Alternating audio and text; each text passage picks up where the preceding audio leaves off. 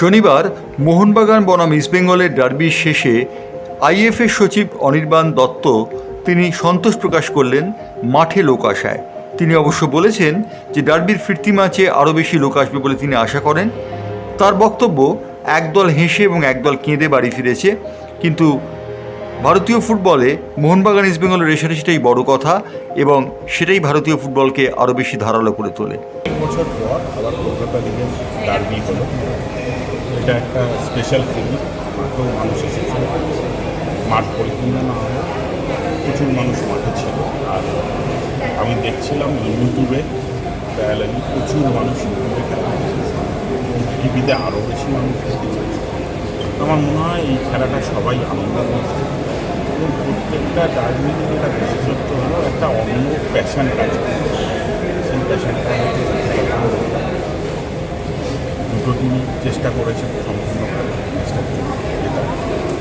আর আমার মনে হয় একদল হেসে বাড়ি ফিরল, একদল হয়তো মন খারাপ নিয়ে ফিরল, কিন্তু আশা রাখবো যে চ্যাম্পিয়নশিপ রাউন্ডে আবার আরেকটা ডার্বি হবে এবং তখন আরও অনেক বেশি মানুষ আসবে। কারণ রাইভালরিটাই তো বাংলার ফুটবলের সব কিছু, বা ভারতীয় ফুটবলে ইস্টবেঙ্গল মোহনবাগান রাইভালরিটাই তো সব।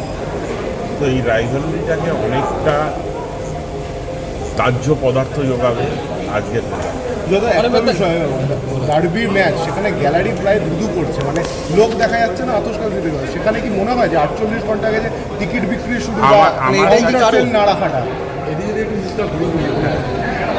কাউন্টার সেল আমরা রাখিনি, কারণ এত শর্ট টাইমে কাউন্টার সেল করাটা খুব ডিফিকাল্ট কাজ হতো এবং ক্রাউডেড হলে পরে মুশকিল হতো। তাই আমরা অনলাইন রেখেছিলাম। আমরা ম্যানিফেস্ট পাওয়ার পরে টিকিট ছাপিয়ে আনতে, ম্যানিফেস্ট সাবমিট করে পারমিশন পেয়ে টিকিট ছাপিয়ে আনতে অনেকটা টাইম লেগে গেছে। তো সেই জন্য অনলাইনে রেখেছিলাম, যাতে যাদের টিকিট কাটার তারা অনলাইনে কাটতে পারে। এবং ক্লাবদেরও আমরা একটা কোটা জানিয়েছিলাম, সেটাও খুব কম সময় দিতে পেরেছি। অবভিয়াসলি টিকিটের এই ডিলেটার জন্য একটা অসুবিধা তো হয়েছেই মানুষের, তবে সব কিছু থেকেই তো শেখা যায়। এবার আমরা আরও বেটারভাবে প্ল্যান করব, যেটা আগামী ডার্বিতে আমরা ফুল হাউস পাই। অনির্বাণ দত্ত এই কথা বলার সঙ্গে সঙ্গে রেফারির সমালোচনা কিন্তু করেছেন ইস্টবেঙ্গলের অন্যতম কর্তা দেবব্রত সরকার। দেবব্রত সরকার বলেছেন যে প্রাঞ্জল ব্যানার্জির রেফারিং দৃষ্টিকটু ছিল এবং তিনি এই কথাও বলেছেন ভবিষ্যতে তারা এই ব্যাপারে আইএফএর সঙ্গে কথা বলবেন। তবে তার দলে যে বিকল্প খেলোয়াড়রা তৈরি, সে কথাও বলতে দ্বিধা করেননি দেবব্রত সরকার। আমাদের বহু মানুষ আপত্তি করছিল প্রাঞ্জলকে নিতে। আমার মনে হয় প্রাঞ্জল বহু বড় রেফারি, কিন্তু ও ঠিক বড় ম্যাচটা টেম্পারমেন্ট নিতে পারে না। হয়তো আমি বলছি না ইন্টেনশনালি কিছু করেছে, হয়তো নিতে পারে না। ভবিষ্যতে এটা আমাদের ভাবতে হবে, আমার ক্লাবও ভাববো, আইএফের সাথে কথা বলবো। খুব কঠোরভাবে রেফারিং করিয়েছে, হয়তো অক্ষমতাটাই প্রকাশ পেয়েছে।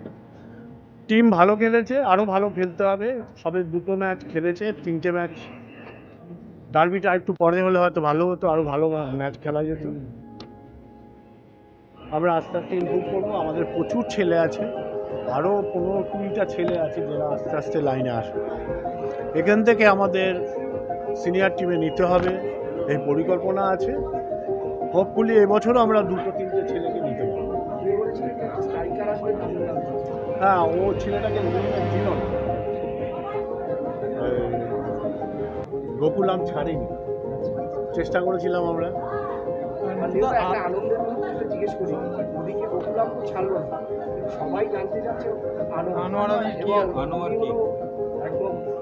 না, ওটা তো দিল্লি এফসি ভার্সেস মোহনবাগান, ওখানে তো আমাদের কি করার আছে?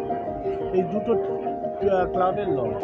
ইস্টবেঙ্গলের প্রাক্তন খেলোয়াড় সমরেশ চৌধুরী, যিনি পিন্টু চৌধুরী নামে ময়দানে বেশি খ্যাত ছিলেন, তিনি বলেছেন ভালো লাগছে এই দলটি যেহেতু আইএসএল খেলবে না, কিন্তু তরুণ খেলোয়াড়দের নিয়ে গড়া দলটি অবশ্যই তার প্রত্যাশাকে পূরণ করেছে বলে সমরেশ চৌধুরী জানান। খেলাটা ভালো লাগে, এখান থেকে যদি ইস্টবেঙ্গল ক্লাবের সম্মতি হয়, কোচের 2-1টা ছেলেকে রাখতে পারে। আমার যা ভালো সায়ন আমরা আইএসএল থেকে রাখতে ভালো হয়, কারণ তাদের খেলাতে এক্সপিরিয়েন্স হবে, উঠবে।